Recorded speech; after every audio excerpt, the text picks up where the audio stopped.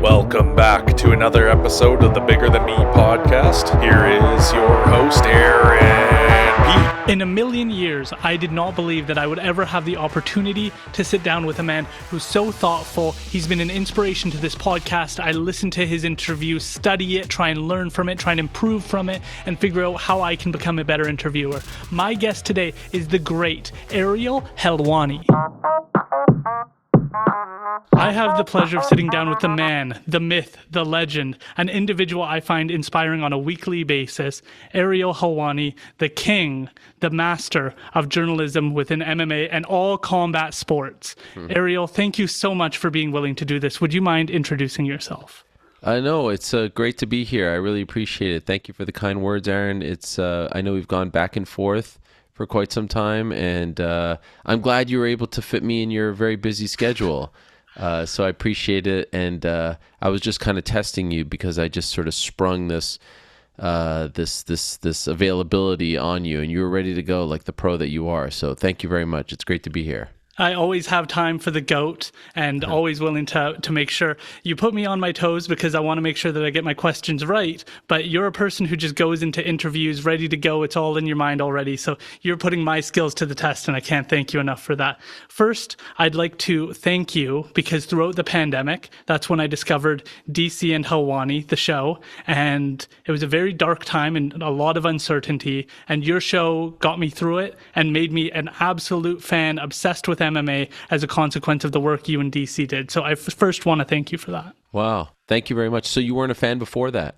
I didn't watch a lot of UFC. I'd seen the Conor McGregor, Floyd Mayweather fight, but at a distance, and then started following and have been every day ever since. That's wild. And how did you find the show? If MMA wasn't on your radar, how did you stumble upon the show? I would always watch the countdowns. So I started to get introduced to it and watch the countdowns at the gym. And then I clicked on a video and started watching it. And when you started doing those, like what day it is, those were just the funniest, like lighthearted, fun, take a breath. I was watching the news, trying to figure out what we're supposed to be doing. And then to be able to tune into that and kind of reduce those nerves just meant everything. Well, I appreciate that. Yeah, that was a really great time. Something that was kind of born out of darkness.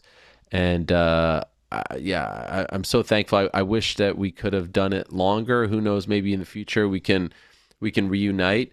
But I received many messages from people like that, like what you just said to me, and it's kind of mind blowing because to me it's like the show was just once a week for an hour, but you kind of forget that there was no new programming, there was no new content. It was very dark and depressing at the time. So the best compliment that I think I could receive, anyone who creates content, hosts shows, whatever, is like that you're an escape for people, right? That you can, you can be there for someone when they need something to think about, something else to think about, just let their mind go elsewhere. That's the best because there's so much stuff out there. There's so many options. And so that people choose you and that they're interested in listening to you as opposed to everything else and that you're that escape for them, that to me is the best thing that I can receive. So thank you very much for that. I really appreciate it.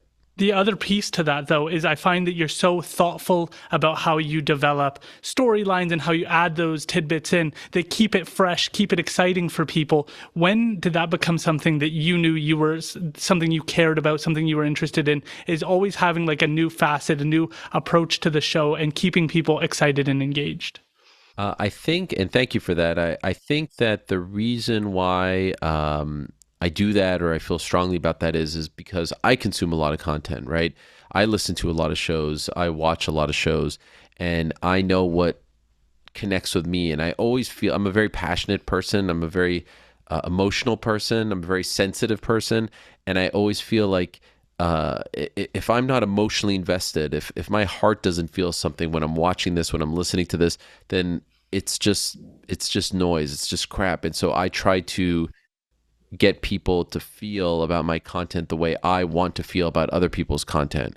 I'm not very good at a lot of things. I'm not good at, finances. I'm not good at building things. I'm not good at, a lot of stuff that every, alpha male out there prides himself on being good at. But the one thing I do think that I'm good at is creating content, hosting shows, producing shows that gets people to care And it's not just like the surface level stuff. Gets people to care on an emotional level.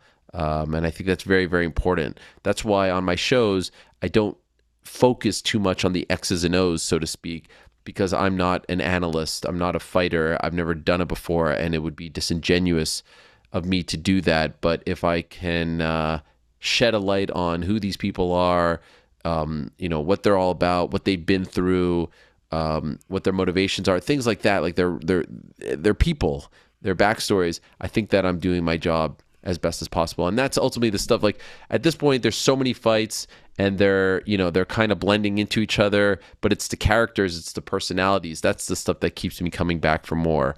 And so that's how I try to, cover the sports that I cover. Fantastic. And you can see, following your career and the work you're doing, the attention to detail you have when you're heading into an event. How do I want people to feel? How do I want them to connect with this? And you can see that that's unique. Even watching recent shows that you've done, the KSI, Tommy Fury fight, like I can see what you're doing that's unique from the other analysts to make people feel and connect and get excited. It's not just another event. You're making it feel unique. I'm wondering if you can take us to the beginning, your origin story. When did journalism become something where you said, this is the path for me?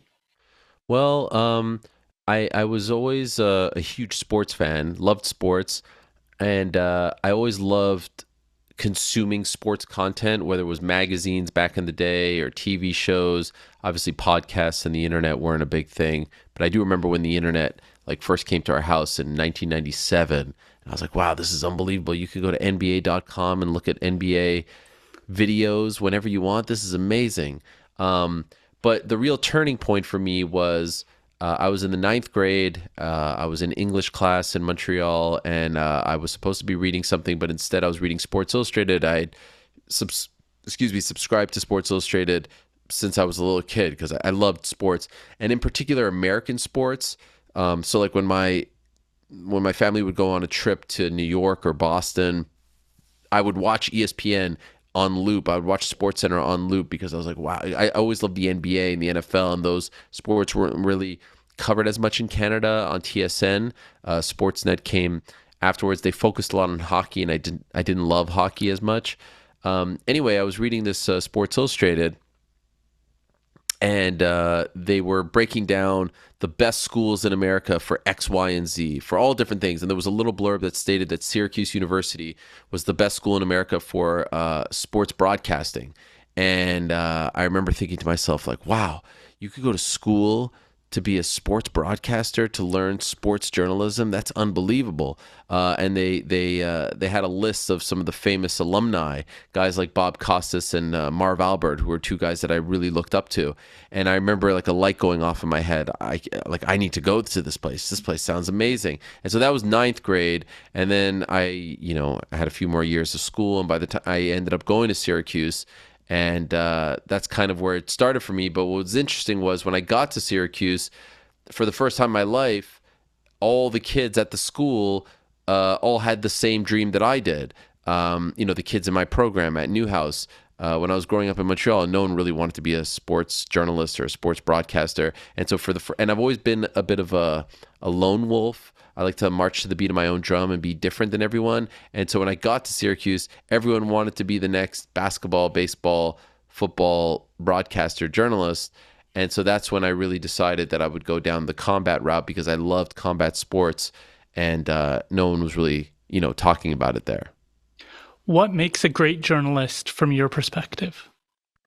A great journalist is someone who listens, who is well-researched, who is empathetic, who obviously knows about the subject and is coming prepared, and like I said, is well researched, but they listen and they don't think they know everything. So I hate when someone is doing an interview and they're almost like trying to flex that they know about the subject, as opposed to just coming with your research, but then you come with a clean slate in your mind, and then you ask questions and you're very inquisitive. That's another big thing.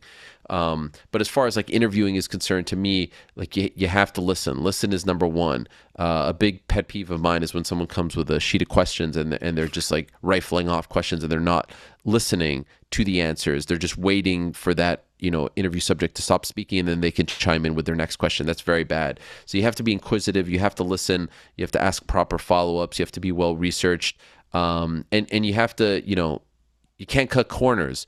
Now, so like you talk about journalism, there's been plenty of times where someone has told me like, hey, I got a scoop, XYZ is happening. And if I was a lazy journalist, I would just run with that. But then sometimes I'll go and reach out to another source and they would say, well, actually, it's not quite done. I would hold off if I were you. And then you reach out to another person, they tell you more information. Like, I believe when you want to report something or break some news, you have to have at least 2 to 3 solid sources backing it up. You can't have just one, because you could get burned. And if you don't do that, you lose credibility. That's another big thing. And you lose the trust of your audience.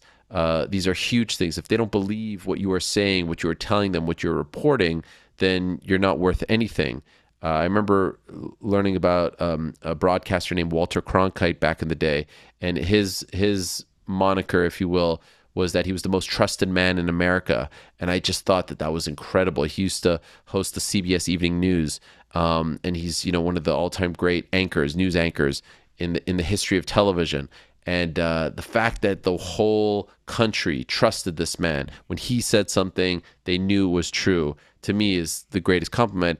And I was enamored with that. Part of the reason why my second son is named Walter, because I just love that,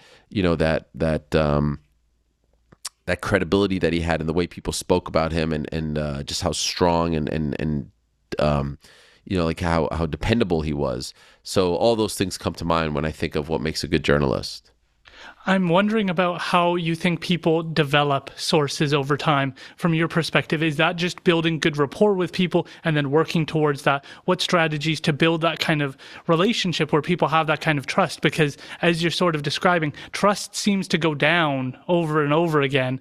And yet when you're cultivating sources, building those relationships, they're trusting you with their name, with what they're telling you. And that's a complex relationship to build, and not one that many people have an experience having that type of trust with another person. Yeah, that's a great question, because there are some people, I talk to them and they talk to me about other journalists, and what they'll say is what they appreciate about me. And sometimes it's subconscious, like I'm not doing it on purpose. And sometimes you have to just be thoughtful.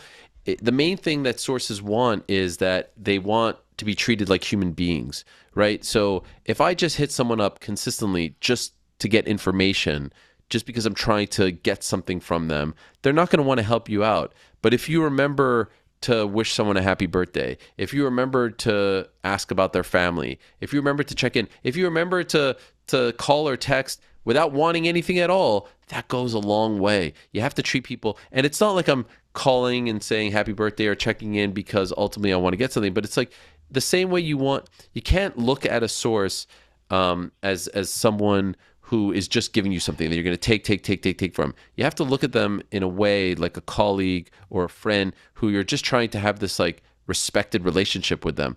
And they respect you, you respect them, and it goes both ways. And they'll know that, you're not just trying to use them. And ultimately, when you get past that, they have to know that they can trust you. And this is what I say to people all the time. Like sometimes, they get worried, like, you can't use my name, and this has to be between us. Or if they'll tell you something that's off the record that you can't even touch, and maybe you could touch it 2 months down the line, but not right now. You have to keep it in the vault. You have, there's conversations that happen all the time. And what I say to them is, if you ever find out that I have broken your trust, that I have taken this information and told someone else the same thing, like, don't tell anyone but X, Y, and Z. I want you to never talk to me again. I want you to lose my number. I want you to hate me, because I'm telling you right now that you can trust me, that I'm going to put this in the vault, that I will never break your trust. I've had moments in my career where the likes of Dana White has looked at me face to face, yelling at me, saying, "Who told you?" And I would never in a million years tell anyone who told me if they asked me not to tell. And so that goes a long way as well. People have to be able to trust you and to know that you're not going to go around and talk behind their back and break that trust. Do you think that develops your character in a deeper way? Because most people never know anything worth sharing, like they don't have some sort of information that people would covet and want access to and want to know, that puts an extra onus on you to protect that, to make sure that you're careful in a way that most people never experience, so they don't understand the importance of that role and the power that trust truly has.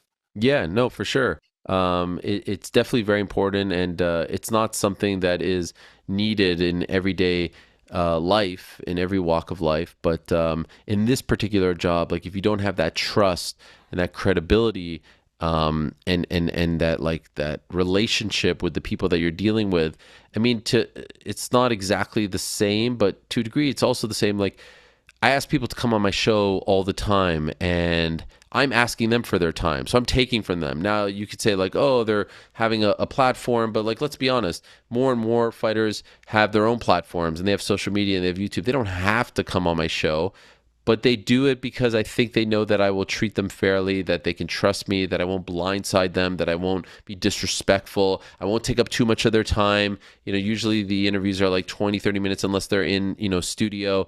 And so they know that like, okay, I'm going to take care. I maybe will ask quote unquote hard questions, or the questions that people want the answers to. It's not going to be like a fluff interview, but it will be, fair and balanced, and then they could go on their way.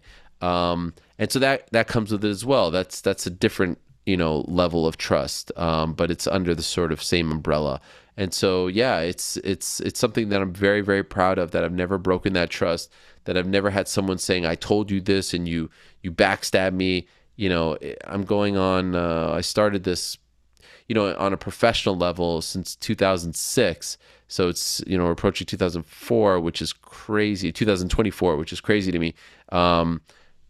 Yeah, it's crucial. It's absolutely crucial. And there have been times where I've had big news stories, big scoops, and someone has pleaded with me for various reasons not to break it. And to me, it's more important to keep those relationships than to get like a moment in the sun and break some story. Absolutely. On another note, I want to understand your journey of being able to break topics down for people, because I think that that's incredibly admirable that you walked us through Israel Adesanya's journey over a long period of time and how many fights he's been in and the build up with Alex Pereira and how that all came about. And I've asked it on your show before, but can you walk us through how you go about preparing for something like that? You walk us from beginning to end on certain key stories that have been going on for a while and break them down. How do you prepare for that? Honestly, there's not a lot of preparation, if I'm being honest. That's so crazy. I live and breathe this stuff. Now, if you ask me to like break down, I don't know, the Golden State Warriors third championship, like, yeah, okay, I'll have to do some research and remind myself. But like when it comes to this stuff, like if you say right now, like, tell me about Alex Volkanovski in his last 3 years, like I could do that off the top of my head because I have to live and breathe this stuff and I have to talk to him. So it's just, it's just how you prepare and the stuff that you consume and what you're thinking about. And I believe that in order, again, going back to being emotionally invested, things need beginning, middles, and ends. They need an arc. It's sort of like interviews as well. Like the interview needs a beginning, a middle, and an end. It can't just be like throwing out random questions here or there. Like there needs to be some flow. And most people's lives have a flow to it as well. There's a story, there's an arc, it goes up, it goes down. And so I always feel like in order to get people interested in the storylines, in the fights, in the conflict, in the ups, like you have to present things like that as well. Luckily, though, now, and especially now, for the first time in the last 2 years, I have people working on the show with me, with Conor in particular, GC, who's very good at compiling this information and getting it on, getting it for the show through, social media and whatnot. And it gives me like, visual evidence to tell these stories. So like when we were doing, we did one where we broke down like the James Krause betting situation. He had all these examples, or like the Izzy Dricus Duplessis feud, and that goes a long way as well. So I'm very, very thankful, and you need people around you that you can trust who can get this information and help you produce like the best segments possible. But ultimately, it comes down to storytelling, to explaining to people. Like if I was going to a coffee shop and I saw my friend, I was like, man, you wouldn't believe the story of Izzy and Dricus and how it culminated. And so how would you tell the story from beginning, middle to end? and you just kind of try to pretend like you're telling a story to people. That's brilliant. The other piece, selfishly, I'm wondering if you can offer some insights. On the one hand, I have individuals like yourself who are willing to share your time, and you're very busy. You have so many opportunities. And then on the other hand, I'll have individuals who are not very well known, very difficult to book. I'm wondering if you have advice on those cold intros, inviting people on, advice for creators looking to say, hey, I'd love to have you on the show. I'd love to talk about A, B, and C, but I don't have 100,000 YouTube followers. I don't have 1 million subscribers on this. What advice do you have to build that honest rapport with an individual from the outset? Yeah, it's not easy. Like when I did my basketball podcast for Showtime this year, man, it was humbling because here I am, like I could get Conor McGregor in studio, and I could get Izzy in studio, Max Holloway in studio, no problem. No, I could call up anyone, and then I go into basketball and like no one was responding or no one wanted to talk to me, and it was very, very humbling. And so it's not easy. Trust me, I get it. But there was once a time where no one in the MMA world knew who I was, and I would go on MySpace and I would send messages to the likes of George St. Pierre and Chuck Liddell and Tito Ortiz, and slowly but surely, once I started to build up, a resume, a catalog of content, people started to trust me and would come on the show. And so you have to kind of like throw out, a lot of bait, and cast your net very wide, and maybe you send out 20 messages and maybe 2 people reply, but that's great. That's 20%. And then one thing that was always very important to me was like, okay, I got them for this interview, but then what about the next interview? And so once I have them for this interview, I'm always thinking about the next interview. And so like, that's why I don't want, when I book someone on the show, I don't want them on for an hour, because I want the next time that I ask them to come on to be interviewed, I don't want them to say like, oh, this is going to be forever. This, you know what I mean? So I want to be concise. I don't want to, be disrespectful. I have to leave that lasting impression. I want to be thankful. I always reach out afterwards and thank them and all that stuff. And there's almost like a flow to it now. So like I'll always reach out to people and then I'll thank them afterwards. I'll send them a text. I really appreciate it, blah, blah, blah. And then they feel the gratitude and then they want to do it again. But like if you're entering a world where no one knows who you are, it's not easy. You just have to keep like chipping away, reaching out to as many people as possible. If 10% reach back out, great. Soon it will be 20%. Then you'll start to develop your reputation and it becomes 30%, 40%, and then you're on your way. But you just have to have patience. You have to have strong work ethic, and very important, don't feel sorry for yourself. It's not an indictment on you. It's not an indication that you're not good or not worthy of their time. It could be a myriad of reasons, but you just have to keep going, dust yourself off, don't feel sorry for yourself, and good things will start to happen.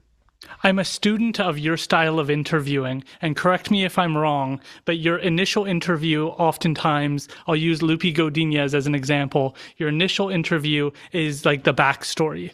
Her coming from Mexico, moving to Vancouver, that journey, how she got there, the things that her family overcame. And then new interviews are more highlighting what makes that person unique, unique aspects of their personality or who they are, or their fighting style, or where they're fighting out of. Am I correct on that? Am I crazy?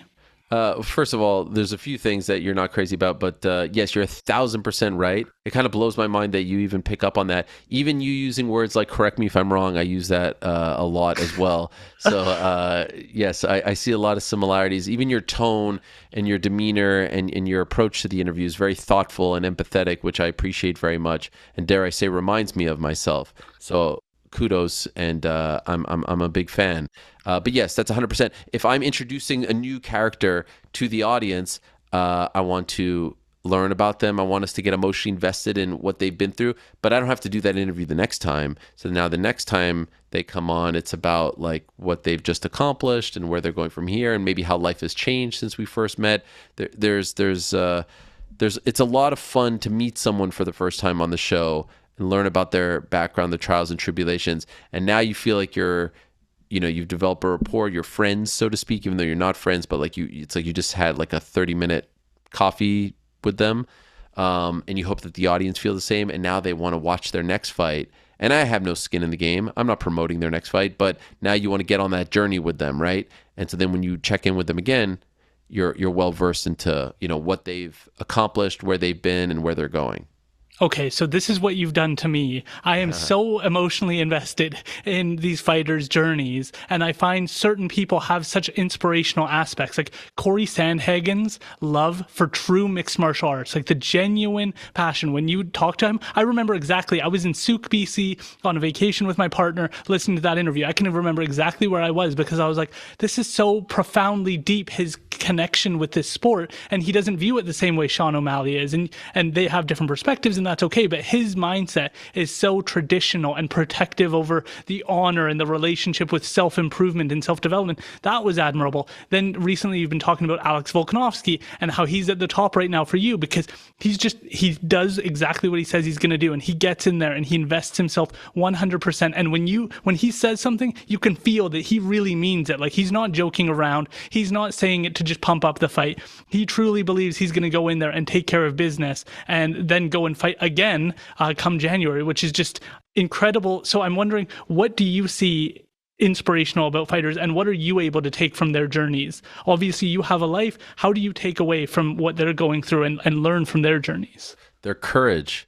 They possess incredible courage. Imagine devoting 3-4 months of your life to one singular moment, to 15 minutes or 25 minutes.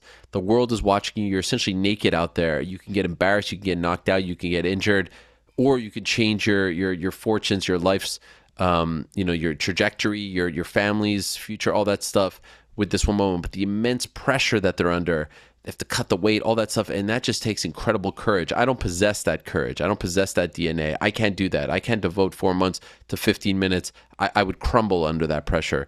And so, that blows me away. It blows me away that they, that they're able to do that, and then go through it, and then want to do it again, and then want to do it again, and then get knocked out, and then want to do it again. These people are so, like I said, I'll be honest. There's so many fights, and they all kind of blend in together. But it's the people, it's the characters. These characters are so fascinating, and they're so accessible. You talk to athletes from other sports, and they just give you, they give you cliche answers, run-of-the-mill answers. It's very hard to see into their souls and truly love them and want to back them and want to learn more about them. There's just something about fighters, maybe because they have to promote themselves, maybe because they're just different kind of cats, that you just love them. And there's some that you love, there's some that you hate, there's some that you want to see succeed, there's some that you want to see not succeed, but that's the fun of it. That's why I've always loved combat sports so much, because it's a singular sport, and you back your guy or your woman, and you want to see them get over and when they get over the top, you feel like you've just climbed the mountain, right? Like when Leon Edwards did what he did, there were probably a legion of people that felt like they, the underdog in life, got to the top, defied the odds, right? And it's just a beautiful thing. So it's these I love how different they all are, right? Like Cory is a great example. Cory and Sean are great examples, and then you'll have like a guy like Aljamain, you have a guy like Merab, and a guy like Francis is completely different than a guy like Tom Aspinall, who's completely different than a guy like Leon, Adesanya and Max. Like, they're just, how could you not be fascinated by these people? They're just absolutely there's no run-of-the-mill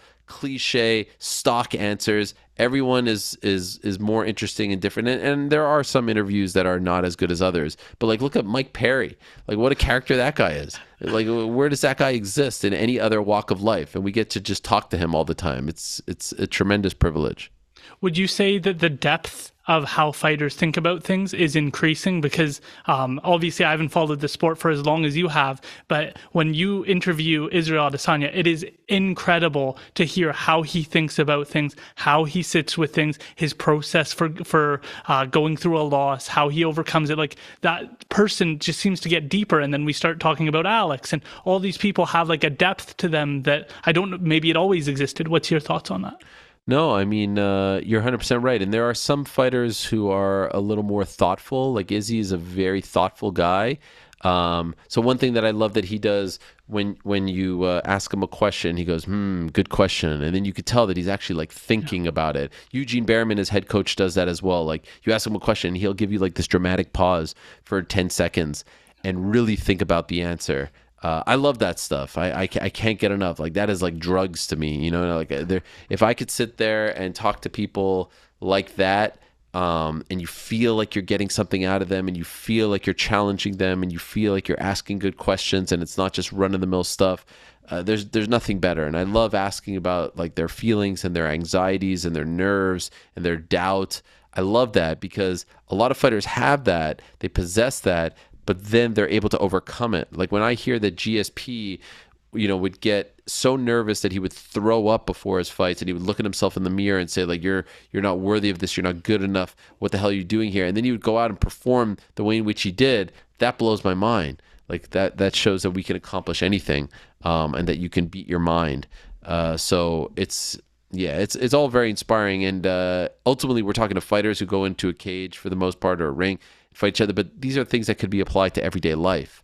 And you can derive inspiration from the way they live their lives and the discipline that they have in their lives. It's all very impressive, if you ask me. I couldn't agree more. One of the other pieces that I find truly admirable about your work is that you do a tremendous job balancing lighthearted sports and that world with the realities of the world and the challenges we face. And I think we all have a responsibility to stay informed on current events and the issues that we're facing and contribute where appropriate and try and support the world moving in a more positive, safe direction. But we also do need those escapes. And I'm wondering if you could talk about how you go about making sure we find that balance. Yeah, it's tough, and I try not to use my show as like some sort of soapbox to talk about other things. I recognize that people are coming to me for an escape, and they want to hear about sports, they want to hear about MMA, combat, whatever. There are some times where it feels insensitive, or it just feels very unimportant talking about these other things. So I have to get things off my chest because I'm an emotional guy. But it's just a matter of not taking yourself too seriously, understanding what your role is in all of this. I understand that I'm not a guy who's on CNN or Fox News or something like that, like reporting on. Howard Cosell once said that we're, the people in the that are in the sports newsroom, they work in the toy department of the newsroom, meaning like we get to do the fun stuff. So I try not to take it too seriously. And obviously it means a lot to the fighters and the athletes, and this is kind of like do or die, life or death stuff for them. But when it comes to us, like this what I get to do and what I get to talk about is everyone's like fun thing in life. Like there are people who work 9-to-5 jobs Monday through Friday, and they look forward to Saturday night to watch the UFC. That's their escape. That's my job. I sometimes would be like, damn, there's a UFC event. I wanted to go out with my family or something like that. But that's their fun thing. Like that's their escape. And I have to remember that. And so, yeah, sometimes when, heavy duty, serious stuff happens, I would hope that people would understand why I'd want to get some stuff off my chest, but I try not to abuse that and go down that route so often. Sometimes on the show, like when I'm asked questions about other things, I'm very happy to go down different paths, and perhaps in time the show is going to evolve. I think it is going to evolve to a point where like we won't be boxed in by any parameters. But I think I do a pretty good job now of balancing it all and typically staying on track. I know sometimes the fans get mad if I have like a boxer or pro wrestler on, but to me this is all like part of my crazy combat world in my mind. And I would like to think that it doesn't really matter what these people are doing. If they're interesting people, the audience will be interested in them as well. Yeah, and I also think sports bring us together. And when we have political divides, this is a space where we can start to come back together and share common ground again. My final question, and I appreciate you so much for being willing to take the time to do this interview, is... That's another thing I do all the time too. I know. It's a good one. You know. I do that all the time. I want to be mindful of your time. Look at my background just went out. How about that? It's How very embarrassing. exciting. It's always Yes. changing. Yes. You talked about how you're not a fighter, but I find you to be also incredibly courageous. You started a show from nothing, from no subscribers, and I find that to be really admirable. As someone who's trying to do that myself, I look at your journey and go, wow, that he's shown a pathway, a journey where you don't have some big name and you're going into the podcast world and you're bringing all those followers with you. I'm wondering if you can just talk about the resilience you've shown throughout your career, your willingness to get knocked down and get back up, because I take a lot away from that journey, and I think it's so important that we recognize you for that as well. Well, I appreciate that. I would not compare it to what the fighters go through, but yeah, obviously there's been a lot of ups and downs, and the one thing that I've always tried to remind myself is like, you only get one life, and if you're going to let other people, define your journey and decide where you're going to go, then you're only doing a disservice to yourself.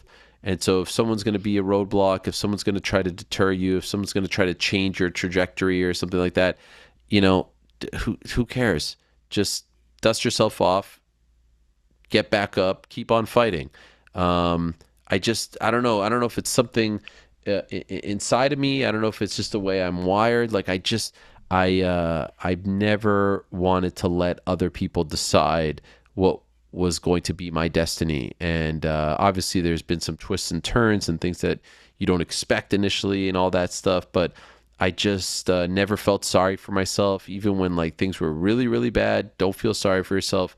It's okay to lick your wounds for a second, but get back out there. And every single time that it seems like something's been thrown my way, a curveball, whatever, I feel like I almost like I hulk up and I become even more, courageous, and I want to even fight back more. Like it's like PEDs for me. It's a bizarre thing.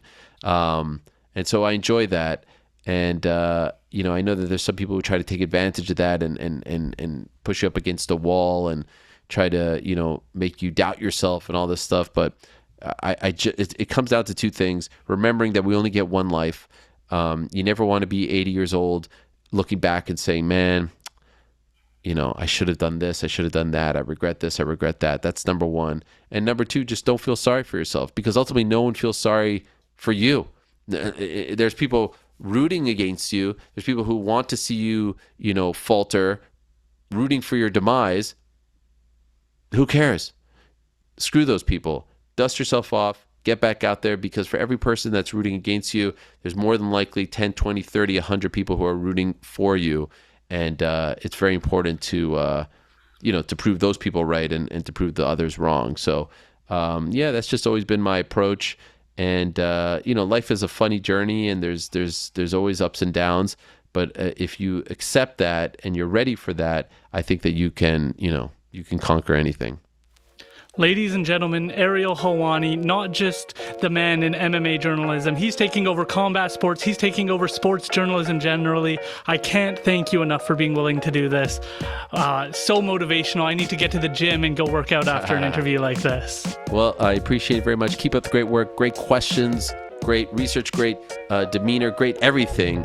And like I said to you, I think one time, you're so positive. I see your tweets. I see the way you interact with people, and it's very, very impressive. And Lord knows we need more people like you, not only in media, but in this world. So kudos to you, my friend, for the way in which you live your life and how you conduct yourself. It's very impressive, especially for such a young man. And I wish you nothing but the best and great success. And it was an honor for me to be on your show.